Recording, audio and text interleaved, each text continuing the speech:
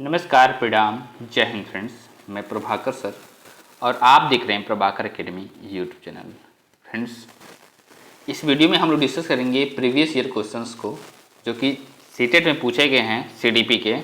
Friends, ये video आपके लिए बहुत ही हेल्पफुल होने वाली है अगर आप एग्जामिनेशन देने जा रहे हैं सीटेट का 14 दिसंबर और 15 दिसंबर को जो होने वाला है। फ्रेंड्स, इस वीडियो को स्किप न करते हुए पूरा देखिएगा और चैनल पे पहली बार विजिट करें, चैनल को सब्सक्राइब करते हुए बेल आइकन को प्रेस कर लीजिएगा। फ्रेंड्स, ऐसे ही जो सीरीज चलाई जा रही है प्रभाकर एकेडमी के द्वारा, अगर आप उसको देखते रहते हैं तो आपके सीटेट में 120 प्लस नंबर आएंगे। फ्रेंड्स, आइए वीडियो की शुरुआत करते हैं। इसके पहले भी मैंने वीडियो प्रोवाइड कराया, अगर उसको आपने नहीं देखा है प्रभाकर एकेडमी यूट्यूब चैनल पर प्लेलिस्ट बना दी गई है सीडेट सीडीपी PYQ 2011 से लेकर 2024 तक के क्वेश्चन का। आइए वीडियो की शुरुआत करते हैं, ध्यान से देखिएगा। फ्रेंड्स, क्वेश्चन नंबर 376 क्या दिया हुआ है। निम्नलिखित में से कौन सी स्थिति बाल केंद्रित कक्षा को प्रदर्शित कर रही है? ऑप्शन ए दिया हुआ फ्रेंड्स, एक कक्षा जिसमें शिक्षिका नोट लिखा देती है और शिक्षार्थियों से उन्हें याद करने को कहा जाता है। ऑप्शन बी, एक कक्षा जिसमें पाठ्य पुस्तक एकमात्र संसाधन होता है जिसका संदर्भ शिक्षिका देती है। ऑप्शन सी, एक कक्षा जिसमें विद्यार्थी समूहों में बैठे हैं और शिक्षिका बारी बारी से प्रत्येक समूह में जा रही है। और ऑप्शन डी, एक कक्षा जिसमें शिक्षार्थियों का व्यवहार शिक्षिका द्वारा दिए जाने वाले पुरस्कार और दंड से संचालित है। तो फ्रेंड्स, इसका राइट ऑप्शन होगा ऑप्शन सी होगा। क्या होगा friends? Right option option C, एक कक्षा जिसमें शिक्षार्थी समूह में बैठे हैं और शिक्षिका बारी बारी से प्रत्येक समूह में जा रही है। राइट ऑप्शन ऑप्शन सी होगा फ्रेंड्स, बाल केंद्रित शिक्षा। आइए नेक्स्ट इसके डिस्कशन को डिस्कस करते हैं। डिस्कशन क्या है, ध्यान से देखिएगा। डिस्कशन फ्रेंड्स ये है, कलर थोड़ा सा पेन चेंज कर लेते हैं, रेड कर लेते हैं। क्या है डिस्क्रिप्शन? बाल केंद्रित शिक्षा के अंतर्गत कक्षा कक्ष का वातावरण तथा पाठ्यक्रम स्वरूप बालक के अनुरूप तैयार किया जाता है। किसके? बालक के अनुरूप तैयार किया जाता है ताकि बालक सहज व सरल ढंग से सीख सके। एक कक्षा जिसमें शिक्षार्थी समूहों में बैठे और शिक्षिका बारी बारी से प्रत्येक समूह में जा रही है, इससे पता चलता है कि शिक्षा बाल केंद्रित है, न कि शिक्षिका या पाठ्यक्रम केंद्रित है। NEP 2020 के द्वारा शिक्षा बाल केंद्रित पे ज़्यादा जोर दिया गया है। फ्रेंड्स, नेक्स्ट क्वेश्चन की ओर प्रश्न करते हैं। क्वेश्चन नंबर 378 क्या है, ध्यान से देखिएगा। बाल केंद्रित शिक्षा शास्त्र का अर्थ है। ऑप्शन ए, बच्चों को नैतिक शिक्षा देना। ऑप्शन बी, बच्चों को शिक्षक का अनुगमन और अनुकरण करने में के लिए कहना। ऑप्शन सी, बच्चों की अभिव्यक्ति और उनकी सक्रिय भागीदारी को महत्व देना। ऑप्शन डी, बच्चों को पूर्ण रूप से स्वतंत्रता देना। फ्रेंड्स, इसका राइट ऑप्शन होगा ऑप्शन सी, बच्चों की अभिव्यक्ति और उनकी सक्रिय भागीदारी को महत्व देना। राइट ऑप्शन सी होगा। आइए नेक्स्ट से डिस्क्रिप्शन को डिस्कस करते हैं। डिस्क्रिप्शन क्या, ध्यान देखिएगा फ्रेंड्स। बाल केंद्रित शिक्षा शास्त्र का तात्पर्य है कि कक्षा का वातावरण, विषय का चुनाव तथा पाठ्यक्रम छात्रों के अनुकूल हो ताकि विद्यार्थी उसे आसानी से आत्मसात कर सके। विद्यार्थी शिक्षक एवं कक्षा के साथ सहजता का अनुभव करे ताकि कक्षा कक्ष की गतिविधियों में रुचिपूर्वक भाग ले तथा अपनी अभिव्यक्ति को वर्णित कर सके। नेक्स्ट क्वेश्चन की ओर प्रश्न करते हैं। क्वेश्चन नंबर 379, प्राथमिक विद्यालय के कक्षा कक्ष के संदर्भ में सक्रियबद्धता का क्या अर्थ है? ऑप्शन ए, याद करना, प्रत्यास्मरण करना और सुनना। ऑप्शन बी, शिक्षक का अनुकरण और नकल करना। ऑप्शन सी, जांच पड़ताल करना, प्रश्न पूछना और वाद विवाद करना। ऑप्शन डी, शिक्षक द्वारा दिए गए उत्तरों को नकल करना। तो फ्रेंड्स, इसका राइट ऑप्शन होगा ऑप्शन सी, जांच पड़ताल करना, प्रश्न पूछना और वाद विवाद करना। राइट ऑप्शन सी होगा। फ्रेंड्स, आइए नेक्स्ट इसके डिस्क्रिप्शन को डिस्कस करते हैं। डिस्क्रिप्शन क्या, ध्यान से देखिएगा। प्राथमिक विद्यालय की कक्षा कक्ष के संदर्भ में सक्रियबद्धता का अर्थ है कि शिक्षक द्वारा किए गए कार्यों में क्रमबद्धता हो, जिससे कार्यों की तारतम्यता, बनी रहती है तथा अधिगम कार्य सुगमता पूर्वक होता रहे। सक्रिय बद्धता का क्रम है जांच पड़ताल करना, प्रश्न पूछना, वाद विवाद करना। नेक्स्ट क्वेश्चन को प्रश्न करते हैं फ्रेंड्स 380। बच्चे ऑप्शन ए जिज्ञासु प्राणी होते हैं जो अपने चारों ओर के जगत को खोजने के लिए अपने ही तर्कों और क्षमताओं का उपयोग करते हैं। ऑप्शन बी चिंतन में वयस्कों की भांति ही होते हैं और ज्यों का त्यों ज्यों ज्यों वे बड़े होते हैं उनके चिंतन के गुणात्मक वृद्धि होती है। ऑप्शन सी क्या है फ्रेंड्स कि बच्चे बर्तन के समान होते हैं जिसमें बड़ों के द्वारा दिया गया ज्ञान भरा जाता है। नेक्स्ट ऑप्शन डी क्या है, निष्क्रिय जीव होते हैं जो प्रदत्त सूचना को ज्यों की त्यों प्रतिलिपि के रूप में प्रस्तुत कर देते हैं। तो फ्रेंड्स इसका राइट ऑप्शन होगा ऑप्शन ए जिज्ञासु प्राणी होते हैं जो अपने चारों ओर के जगत को खोजने के लिए अपने ही तर्कों और क्षमताओं का उपयोग करते हैं। राइट ऑप्शन ए होगा फ्रेंड्स। आइए नेक्स्ट इसके डिस्कशन को डिस्कस करते हैं। डिस्कशन क्या है फ्रेंड्स, बच्चे जिज्ञासु होते हैं जो अपने चारों ओर के जगत को खोजने के लिए अपने ही तर्कों और क्षमताओं का उपयोग करते हैं। शुरू में शिशु तात्कालिक प्रत्यक्षीकृत वातावरण के प्रति अनुक्रियाएं करता है और फिर धीरे धीरे इन व्यवहारों को आत्मसात करते हुए विकसित होता है। नेक्स्ट क्वेश्चन की ओर प्रश्न करते हैं फ्रेंड्स, क्वेश्चन नंबर 381।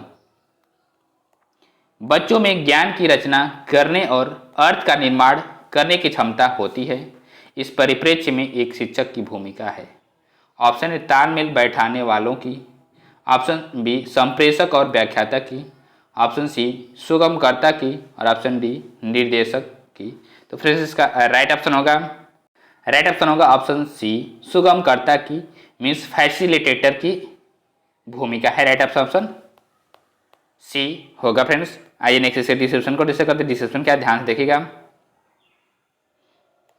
कि बच्चों में ज्ञान की रचना करने तथा अर्थ का निर्माण करने की क्षमता विकसित करने के लिए शिक्षक को सुगमकर्ता की भूमिका अदा करनी चाहिए, जिससे बालक उनके संपर्क में रह करके अपनी समस्याओं को बिना संकोच के कह सके। मीन्स कहने का मतलब कि बच्चे को मित्रवत व्यवहार करना चाहिए जिससे कि अपनी प्रॉब्लम को वो आसानी से कर सके। ओके फ्रेंड्स, नेक्स्ट क्वेश्चन की ओर प्रश्न करते हैं। क्वेश्चन नंबर 382 बाल केंद्रित शिक्षा में शामिल है। ऑप्शन ए बच्चों के लिए हस्तपरक गतिविधियां, ऑप्शन बी बच्चों को एक कोने में बैठना, ऑप्शन सी प्रतिबंधित परिवेश में अधिगम, ऑप्शन डी वे गतिविधियां जिनमें खेल शामिल नहीं होते हैं। तो फ्रेंड्स इसका राइट ऑप्शन होगा ऑप्शन ए बच्चों के लिए हस्तपरक गतिविधियां। राइट ऑप्शन ए होगा फ्रेंड्स। आइए नेक्स्ट इसके डिस्क्रिप्शन को डिस्कस करते हैं। डिस्क्रिप्शन क्या है ध्यान से देखिएगा कि बालक की रुचियों, प्रवृत्तियों तथा क्षमताओं को ध्यान में रख करके शिक्षा प्रदान करना ही बाल केंद्रित शिक्षा कहलाता है। इससे निम्नलिखित प्रमुख सिद्धांत हैं। बालकों को क्रियाशील रख करके शिक्षा प्रदान करना। सेकेंड, बालक की शिक्षा उद्देश्य परक हो। थर्ड, बालक की योग्यता व रुचि के अनुसार विषय वस्तु का चयन। रचनात्मक कार्य जैसे हस्तकला आदि के द्वारा शिक्षण। पाठ्यक्रम को छोटे छोटे हिस्सों में बांट करके शिक्षण करना जिससे कि बच्चों को प्रॉब्लम न हो सीखने में। नेक्स्ट क्वेश्चन की ओर प्रश्न करते हैं फ्रेंड्स, क्वेश्चन नंबर 382 एक प्रभावशाली अध्यापिका होने के लिए यह महत्वपूर्ण है। ऑप्शन ए पुस्तक से उत्तरों को लिखने पर बल देना, ऑप्शन बी समूह गतिविधि के बजाय वैयक्तिक अधिगम पर ध्यान देना, ऑप्शन सी विद्यार्थियों के द्वारा प्रश्न पूछने के कारण उत्पन्न व्यवधान की अनदेखी करना, ऑप्शन डी प्रत्येक बच्चे के संपर्क में रहना। तो फ्रेंड्स इसका राइट ऑप्शन होगा ऑप्शन डी प्रत्येक बच्चे के संपर्क में रहना। क्या राइट ऑप्शन डी प्रत्येक बच्चे के संपर्क में रहना होगा फ्रेंड्स। आइए नेक्स्ट इसके डिस्क्रिप्शन को डिस्कस करते हैं। एक प्रभावशाली अध्यापिका होने के लिए जो सबसे महत्वपूर्ण योग्यता होती है वह है प्रत्येक बच्चे के संपर्क में रहना तथा उनकी परेशानियों को जानना एवं उसे हल करना। यह तभी संभव है जब अध्यापिका प्रत्येक बच्चे के संपर्क में रहेगी। नेक्स्ट क्वेश्चन क्या है क्वेश्चन नंबर 384 बच्चों के अधिगम को सुगम बनाने के लिए अध्यापकों को एक अच्छे कक्षाई परिवेश का सृजन करने की आवश्यकता होती है। इस प्रकार के अधिगम परिवेश का सृजन करने के लिए नीचे दिए गए कथनों में से कौन सा सही नहीं है। ऑप्शन ए बच्चों के प्रयासों को स्वीकृति, ऑप्शन बी अध्यापकों के अनुसार कार्य करना, ऑप्शन सी बच्चे को स्वीकार करना, ऑप्शन डी अध्यापक का सकारात्मक रुख। तो फ्रेंड्स इसका राइट ऑप्शन होगा ऑप्शन बी अध्यापकों के अनुसार कार्य करना। क्या होगा फ्रेंड्स? राइट ऑप्शन बी अध्यापकों के अनुसार कार्य करना। आइए नेक्स्ट इसके डिस्क्रिप्शन को डिस्कस करते हैं। डिस्क्रिप्शन क्या है, ध्यान से देखिएगा। बच्चों के अधिगम को सुगम बनाने के लिए अध्यापकों को एक अच्छे कक्षाई परिवेश का सृजन करने की आवश्यकता होती है, जिसके अंतर्गत बच्चे के द्वारा किए गए प्रयासों को स्वीकृति देना एवं उन्हें कार्य के लिए और ज़्यादा उत्साहित करना। इसके लिए उन्हें बच्चों के साथ रह करके उन्हें स्वीकार करना होगा एवं अध्यापक को अपने रुख को बच्चों के प्रति सकारात्मक रखना होगा। यदि अध्यापक अपने अनुसार बच्चों से कार्य करवाता है तो इससे बच्चे के ऊपर मानसिक प्रभाव पड़ता है। क्या पड़ता है? मानसिक प्रभाव पड़ता है। नेक्स्ट क्वेश्चन का प्रश्न करते हैं, क्वेश्चन नंबर 385। ध्यान से देखिएगा फ्रेंड्स। प्रगतिशील शिक्षा के संदर्भ में निम्नलिखित में से कौन सा कथन जॉन डेवी के अनुसार सचमुच समुचित है? ऑप्शन ए कक्षा में प्रजातंत्र का कोई स्थान नहीं होना चाहिए, ऑप्शन बी विद्यार्थियों को स्वयं ही सामाजिक समस्याओं को सुलझाने में सक्षम होना चाहिए, ऑप्शन सी जिज्ञासा विद्यार्थियों के स्वभाव में अंतर्निहित नहीं है अपितु इसका कर्षण संवर्धन करना चाहिए, ऑप्शन डी कक्षा में विद्यार्थियों का निरीक्षण करना चाहिए न कि सुनना चाहिए। तो फ्रेंड्स इसका राइट ऑप्शन होगा ऑप्शन बी विद्यार्थियों को स्वयं ही सामाजिक समस्याओं को सुलझाने में सक्षम होना चाहिए। राइट ऑप्शन बी होगा फ्रेंड्स। आइए नेक्स्ट इसके डिस्क्रिप्शन को डिस्कस करते हैं। डिस्क्रिप्शन क्या है, ध्यान से देखिएगा फ्रेंड्स कि प्रगतिशील शिक्षा के संदर्भ में जॉन डेवी के अनुसार विद्यार्थी को स्वयं ही सामाजिक समस्याओं को सुलझाने में सक्षम होना चाहिए ताकि किसी कठिन परिस्थिति में उसे किसी के सहारे की आवश्यकता न पड़े और सहजता से अपनी परेशानी का हल निकालने में सक्षम हो सके। नेक्स्ट क्वेश्चन की ओर प्रश्न करते हैं। Question number 386। केंद्रीय माध्यमिक शिक्षा बोर्ड CBSE द्वारा अपनाए गए प्रगतिशील शिक्षा के प्रतिमान में बच्चों का समाजीकरण जिस प्रकार से किया जाता है उसे अपेक्षा की जा सकती है कि ऑप्शन ए वे समय नष्ट करने वाली सामाजिक आदतों प्रकृति का त्याग करें तथा सीखें कि किस प्रकार की श्रेणियाँ पाई जा सकती हैं, ऑप्शन बी वे सामूहिक कार्य में सक्रिय भागीदारिता का निर्वाह करें तथा सामाजिक कौशल सीखें, ऑप्शन सी क्या है फ्रेंड्स कि वे बिना प्रश्न उठाए समाज के नियमों विनियमों का अनुपालन करने के लिए तैयार हो सकें, ऑप्शन डी किसी भी प्रकार की सामाजिक पृष्ठभूमि होते हुए भी वे वह सब स्वीकार करें जो उन्हें विद्यालय द्वारा प्रदान किया जाता है। तो फ्रेंड्स इसका राइट ऑप्शन होगा ऑप्शन बी वे सामूहिक कार्य में सक्रिय भागीदारिता का निर्वाह करें तथा सामाजिक कौशल सीखें। राइट ऑप्शन बी होगा फ्रेंड्स। आइए नेक्स्ट इसके डिस्क्रिप्शन को डिस्कस करते हैं।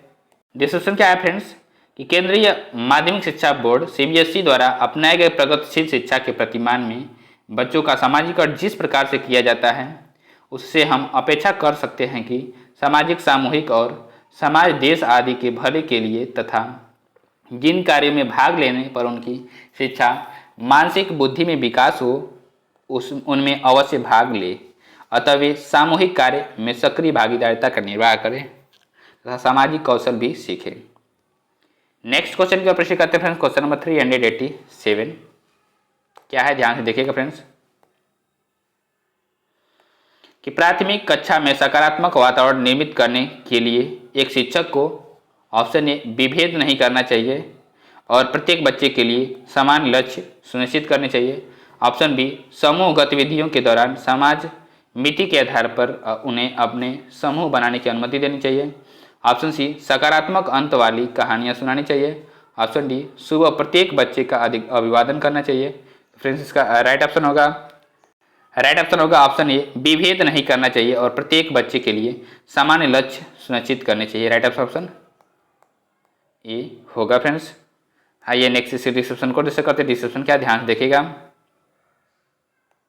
कि प्राथमिक कक्षा में सकारात्मक वातावरण निर्मित करने के लिए एक शिक्षक को भेदभाव विभेद नहीं करना चाहिए और प्रत्येक छात्र के लिए समान लक्ष्य सुनिश्चित करने चाहिए।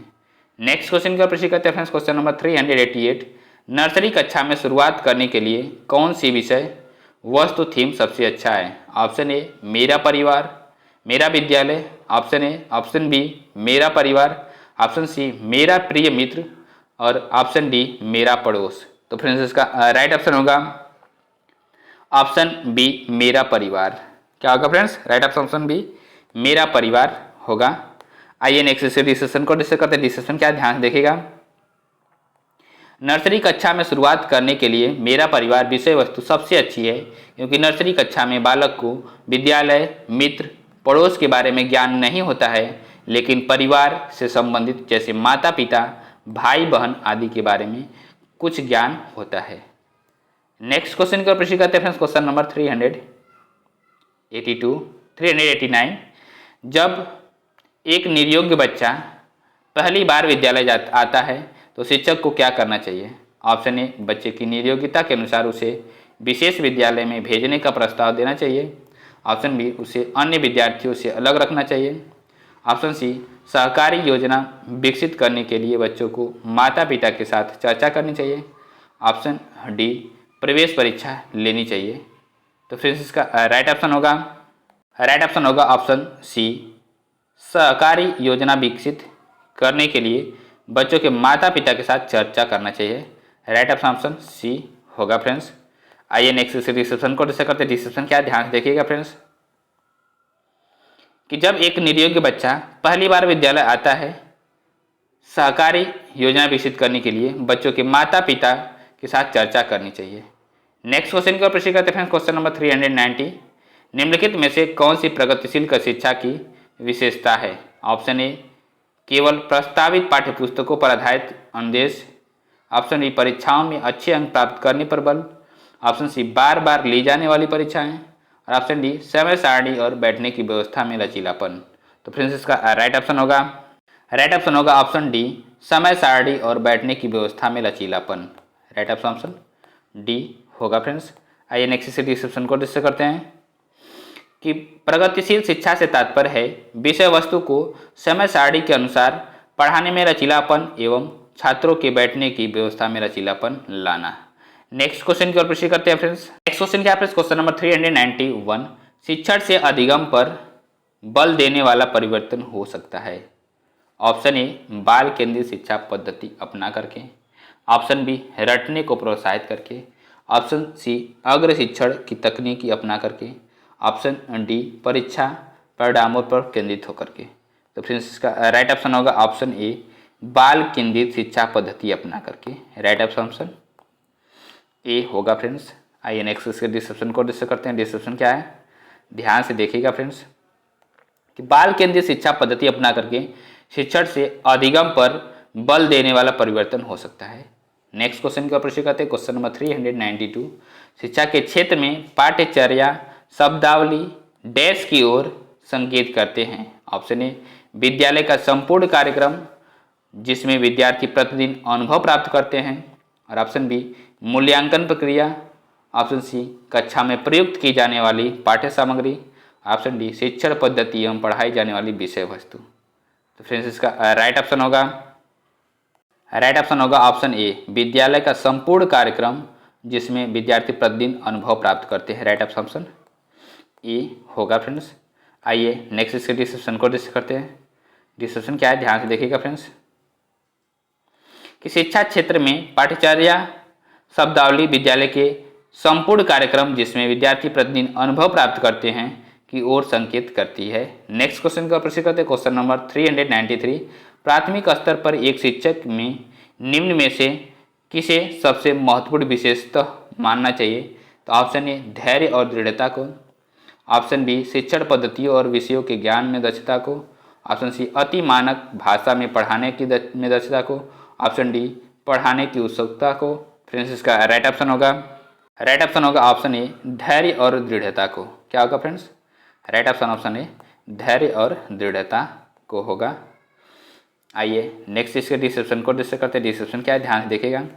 प्राथमिक स्तर पर एक शिक्षक में सबसे महत्वपूर्ण विशेषता धैर्य और दृढ़ता होनी चाहिए, जिससे कि शिक्षक किसी भी परिस्थिति में किसी भी छात्र छात्रा की सहजता से समस्याओं का समाधान कर सके।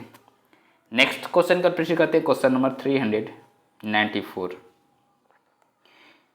एक शिक्षक अपने लोकतांत्रिक स्वभाव के कारण विद्यार्थियों को पूरी कक्षा में कहीं भी बैठने की अनुमति देता है। कुछ शिक्षार्थी एक साथ बैठते हैं और चर्चा करते हैं या सामूहिक पठन करते हैं, कुछ चुपचाप बैठ करके अपने आप पढ़ते हैं। एक अभिभावक को यह पसंद नहीं आता और इस स्थिति से निपटने का निम्न में से कौन सा तरीका सबसे बेहतर हो सकता है। ऑप्शन ए, अभिभावक को प्रधानाचार्य से अनुरोध करना चाहिए कि वे उनके बच्चे का अनुभाग बदल दें। और ऑप्शन बी क्या फ्रेंड्स, कि अभिभावक को शिक्षक पर विश्वास व्यक्त करना चाहिए और शिक्षक के साथ समस्या पर चर्चा करनी चाहिए। ऑप्शन सी, अभिभावकों को उस विद्यालय से अपने बच्चे को निकाल लेना चाहिए। ऑप्शन डी, अभिभावकों को प्रधानाचार्य से शिक्षक की शिकायत करनी चाहिए। तो फ्रेंड्स इसका राइट ऑप्शन होगा ऑप्शन बी, अभिभावकों को शिक्षक पर विश्वास व्यक्त करना चाहिए और शिक्षक के साथ समस्या पर चर्चा करनी चाहिए। राइट ऑप्शन बी होगा फ्रेंड्स। आइए नेक्स्ट इसके डिस्क्रिप्शन को डिस्कस करते हैं। डिस्क्रिप्शन क्या, ध्यान से देखिएगा। डिस्क्रिप्शन क्या है फ्रेंड्स, यदि कोई शिक्षक अपने लोकतांत्रिक स्वभाव के कारण अगर छात्रों को पूरी कक्षा में कहीं भी बैठने की अनुमति देता है, जिससे कि कुछ छात्र एक साथ बैठते हैं तथा चर्चा करते हैं, कुछ सामूहिक पठन करते हैं तथा कुछ चुपचाप बैठ करके पढ़ते हैं, अगर इस स्थिति में छात्रों के बैठने पर किसी अभिभावक को परेशानी होती है या उन्हें ये ठीक नहीं लगता, तो सबसे पहले शिक्षक से बात करनी चाहिए तथा शिक्षक पर विश्वास करना चाहिए। नेक्स्ट क्वेश्चन का प्रश्न करते हैं, क्वेश्चन नंबर 395।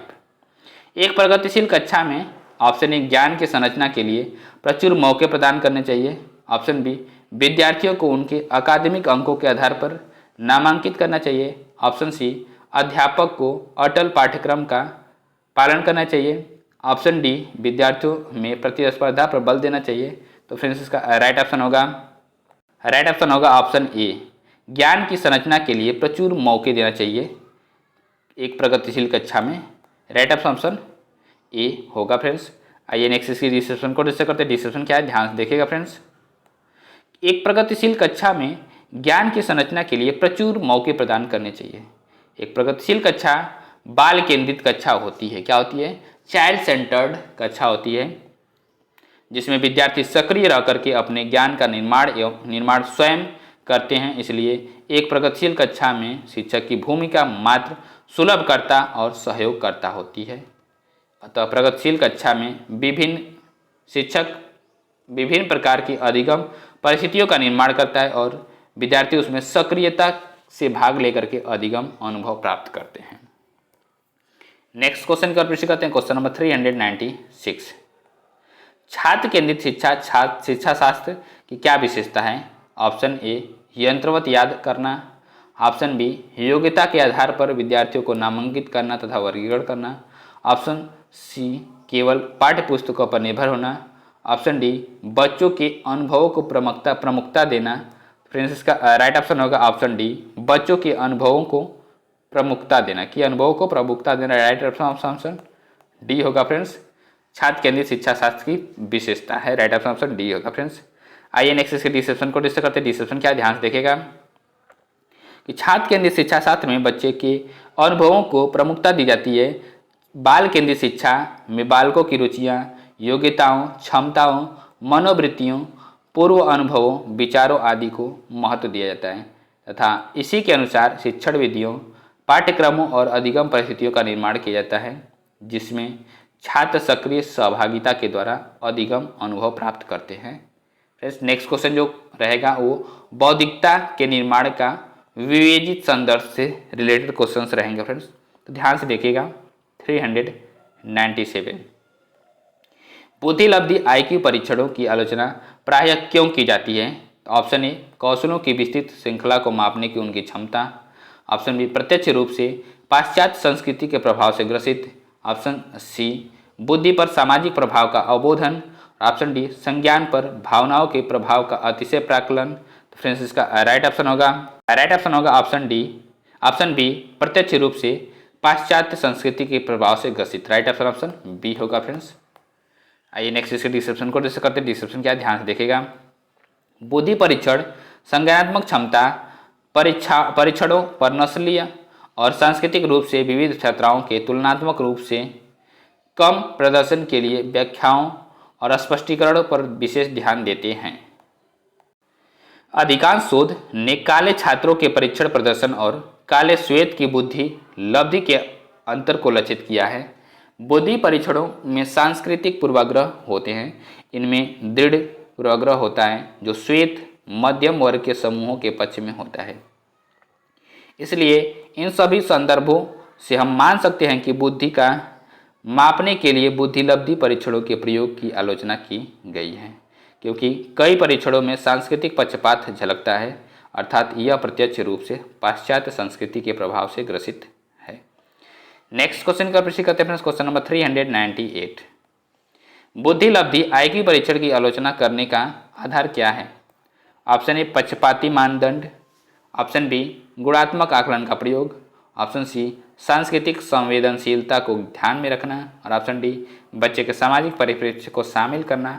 फ्रेंड्स इसका राइट ऑप्शन होगा ऑप्शन ए पक्षपाती मानदंड, जो है कि आलोचना का कारण है। राइट ऑप्शन ए होगा फ्रेंड्स।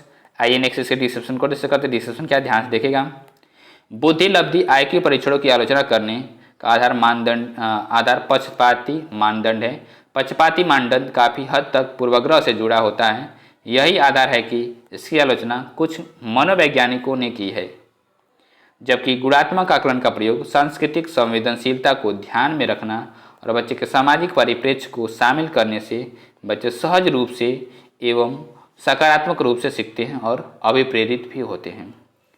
नेक्स्ट क्वेश्चन का प्रश्न करते हैं क्वेश्चन नंबर 399। बुद्धि लब्धि IQ परीक्षणों की आलोचना इसलिए की जाती है क्योंकि वे ऑप्शन ए सांस्कृतिक विविधता को ध्यान में रखते हैं, ऑप्शन बी बुद्धि को विभिन्न क्षमताओं के एक समूह के रूप में मानते हैं, ऑप्शन सी परीक्षण निष्पादन पर पर्यावरणीय कारकों के प्रभाव को नज़रअंदाज करते हैं, ऑप्शन डी स्मृति तर्क और मौखिक कौशलों के मापन में सामाजिक कारकों को ध्यान में रखते हैं। तो फ्रेंड्स इसका राइट ऑप्शन होगा ऑप्शन सी परीक्षण निष्पादन पर पर्यावरणीय कारकों के प्रभाव को नज़रअंदाज करते हैं। राइट ऑप्शन सी होगा फ्रेंड्स। आइए नेक्स्ट इसके डिस्क्रिप्शन को डिस्कस करते हैं। डिस्क्रिप्शन क्या ध्यान से देखेगा। बुद्धि लब्धि IQ परीक्षणों की आलोचना इसलिए की जाती है क्योंकि वे परीक्षण निष्पादन पर पर्यावरणीय कारकों के प्रभाव को नज़रअंदाज करते हैं। बुद्धि लब्धि IQ परीक्षणों की आलोचना इसलिए भी की जाती है कि आमतौर पर एक विशिष्ट संस्कृति के लिए डिजाइन किए जाते हैं और इनमें से लगभग सभी पश्चिमी संस्कृतियों के लिए डिजाइन किए गए हैं। ये सांस्कृतिक विभिन्नताओं को ध्यान में नहीं रखते हैं। फ्रेंड्स नेक्स्ट क्वेश्चन का प्रश्न करते हैं क्वेश्चन नंबर 400।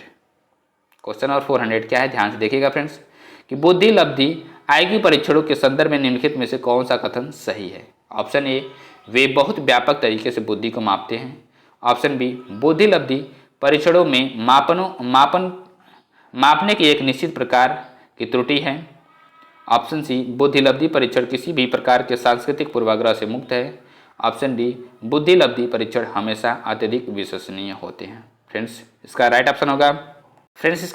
ऑप्शन होगा ऑप्शन बी बुद्धि लब्धि परीक्षणों में मापने की एक निश्चित प्रकार की त्रुटि है। राइट ऑप्शन बी होगा फ्रेंड्स। आइए नेक्स्ट इसके डिस्क्रिप्शन को डिस्कस करते हैं। ध्यान से देखिएगा। क्वेश्चन क्या है फ्रेंड्स, एक व्यक्ति की बुद्धि लब्धि मानकीकृत परीक्षणों से प्राप्त एक अंक है जिसे मानव बुद्धि और बौद्धिक क्षमता को मापने के लिए बनाया गया था। बुद्धि लब्धि परीक्षणों में विभिन्न प्रकार के प्रश्न शामिल होते हैं जो तर्क और समस्या समाधान के कौशल को मापते हैं। बुद्धि परीक्षण संज्ञानात्मक क्षमता परीक्षणों पर नस्लीय और सांस्कृतिक रूप से कम प्रदर्शन के लिए व्याख्याओं और स्पष्टीकरण पर विशेष ध्यान देते हैं। बुद्धि लब्धि परीक्षणों में मापने की एक निश्चित प्रकार की त्रुटि है। नेक्स्ट क्वेश्चन का प्रश्न करते हैं फ्रेंड्स, क्वेश्चन नंबर 401 क्या है ध्यान से देखिएगा। बुद्धि के समकालीन संप्रतियों के अनुसार बुद्धि लब्धि परीक्षण किसी व्यक्ति की बुद्धिमत्ता को जांचने के लिए उपयुक्त नहीं है क्योंकि वे अक्सर डैश होते हैं। ऑप्शन ए वैध, ऑप्शन बी विश्वसनीय, ऑप्शन सी सांस्कृतिक रूप से पूर्वाग्रहित और ऑप्शन डी व्यापक। तो फ्रेंड्स इसका राइट ऑप्शन राइट ऑप्शन होगा ऑप्शन सी, सांस्कृतिक रूप से पूर्वाग्रहित होते हैं। राइट ऑप्शन सी होगा फ्रेंड्स। आइए नेक्स्ट इसके डिस्क्रिप्शन को डिस्कस करते हैं। डिस्क्रिप्शन क्या, ध्यान से देखिएगा कि बुद्धि के समकालीन संप्रत्ययों के अनुसार बुद्धिलब्धि परीक्षण किसी व्यक्ति की बुद्धिमत्ता को जांचने के लिए उपयुक्त नहीं है, क्योंकि वे अक्सर सांस्कृतिक रूप से पूर्वाग्रहित होते हैं और पूर्वाग्रह विभिन्न संस्कृतियों में परीक्षण की वैधता की जांच करके निर्धारित किया जाता है। एक परीक्षण पक्षपाती होता है यदि परीक्षण की वैधता संस्कृति से भिन्न होती है। ये परीक्षण केवल बुद्धि के रूपों को मापते हैं, फिर यह किसी व्यक्ति को एक ऐसी प्रक्रिया में ले जा सकते हैं जो कभी भी अपनी क्षमता विकसित नहीं करते हैं और हमेशा उनकी कमजोरियों की आलोचना करते हैं। ध्यान से देखिएगा फ्रेंड्स, नोट क्या है, मानसिक आयु मेंटल एज व शारीरिक आयु क्रोनोलॉजिकल एज में अनुपात को बुद्धिलब्धि कहा जाता है। क्या, मानसिक आयु और शारीरिक आयु के अनुपात में को बुद्धिलब्धि कहा जाता है, जो बुद्धिलब्धि वाला इंटेलिजेंट कोशेंट बराबर मानसिक आयु बटे शारीरिक आयु इंटू 100 होता है। फ्रेंड्स, वीडियो को देखने के लिए बहुत बहुत धन्यवाद और चैनल पे पहली बार विजिट करें चैनल सब्सक्राइब करते हुए बेल आइकन को प्रेस कर लीजिएगा फ्रेंड्स, जिससे कि आपके पास लेटेस्ट अपडेट पहुंचती रहे फ्रेंड्स। नमस्कार, गुड नाइट फ्रेंड्स।